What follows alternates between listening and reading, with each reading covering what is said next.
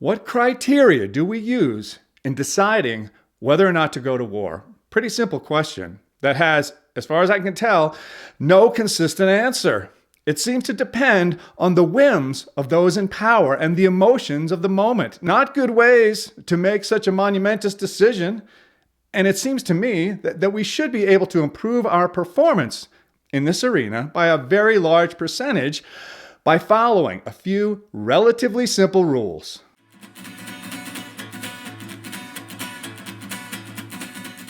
For the purposes of this video, I'm going to focus on the gray areas of war.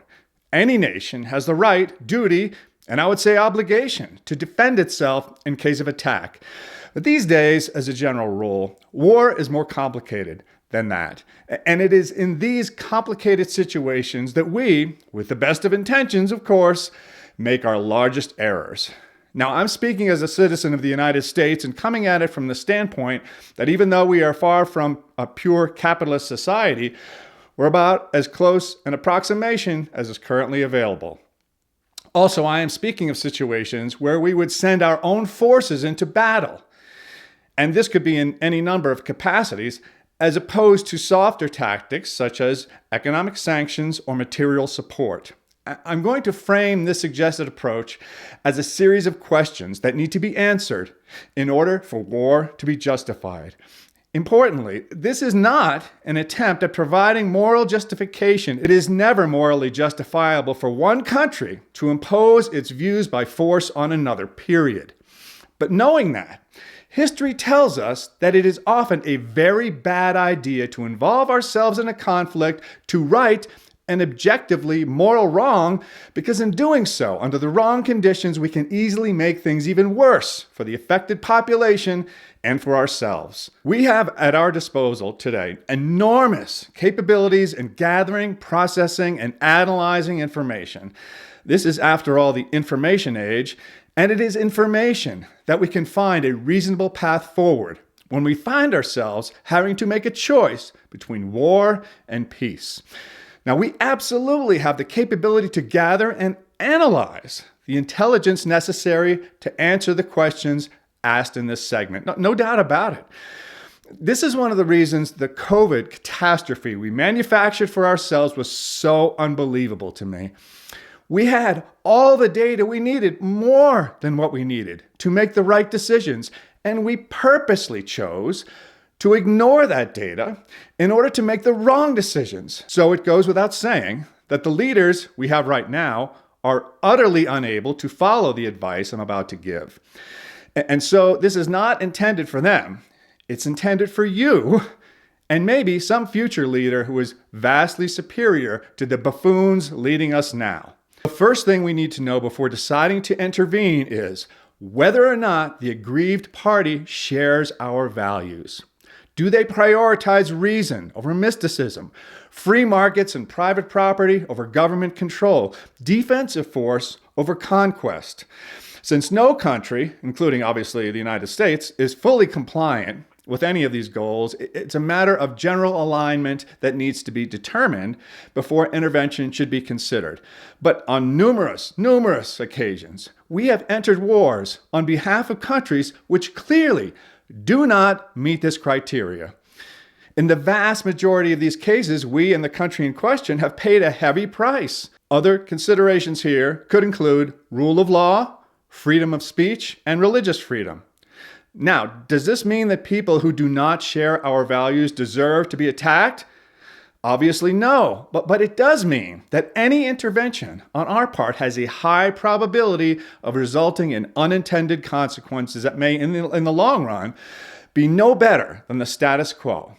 If, for example, we intervene and replace one theocracy with another, we run a high risk of an Animal Farm type situation where the new boss is as bad or worse than the old boss. People killed in the name of one religion or ideology are just as dead as people killed in the name of another. Now, I'm not talking about religious freedom here. I'm talking about a theocracy where a state's legal system is based on religious law. A system of government based on religion, forced equality, nationalism, or anything other than freedom and self-determination, the rules, goals, Means and methods are entirely different, and the results, while unpredictable, are likely to be inconsistent with the results we are intending to achieve.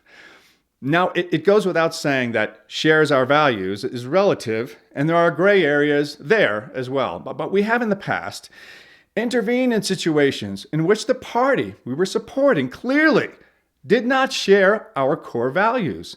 When we find ourselves in situations like this, any thoughts of intervention on our part should come to an immediate halt. Question number 2. Is the aggrieved party who shares our values ready to fight to the death to win their freedom? If they're fighting for anything but their freedom, see question 1. Time after time in prior wars, we've heard again and again from our generals, our officers, our troops on the front line that the local army, which was supposed to be fighting beside them, seemed to have less interest in winning than they did. That the locals were abandoning their posts when faced with any substantial opposition. That the local military leaders were corrupt and incompetent. It cannot be our place to teach tenacity in the face of battle, only to nurture what is already there. These are not unknowable variables.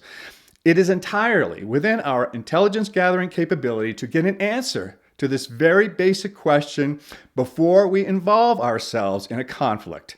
Again, if the answer is no, or if the answer is even we're not really sure, we should take a hands-off approach to the situation. Question 3.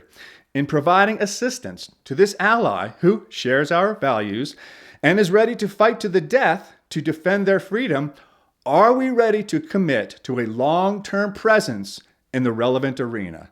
Despite our best efforts and the best efforts of our committed ally, it is entirely possible that a long-term presence by a powerful capitalist ally may be required in order to establish a lasting, victorious peace. The population providing the assistance needs to be crystal clear on this probability before any thoughts of providing support are entertained.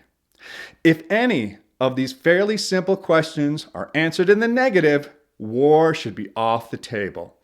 In addition to those mentioned here, there are many other factors that could preclude war, such as an unreasonably high risk of escalation. We can't cover them all here, but by identifying some fairly simple and straightforward conditions that must be met before war is even considered, we should be able to improve our track record substantially. You probably begin to see why capitalists should very rarely go to war.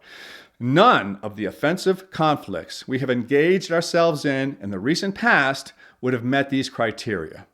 In the case of the September 11th attacks, certainly punishment needed to be heavily imposed on the perpetrators, but nation building as a strategy should have been completely off the table. It's very difficult to look at international situations objectively when people are suffering or our interests seem to be threatened. Even more so, to look ahead at the likely long-term arc of the societies involved. And if sticking to these principles seems harsh or xenophobic, we should remind ourselves of the horrible, unintended consequences we have imposed on other societies when we leaped into battle, ostensibly to right a moral wrong, and ended up being ourselves the cause of more misery and pain than existed before our arrival.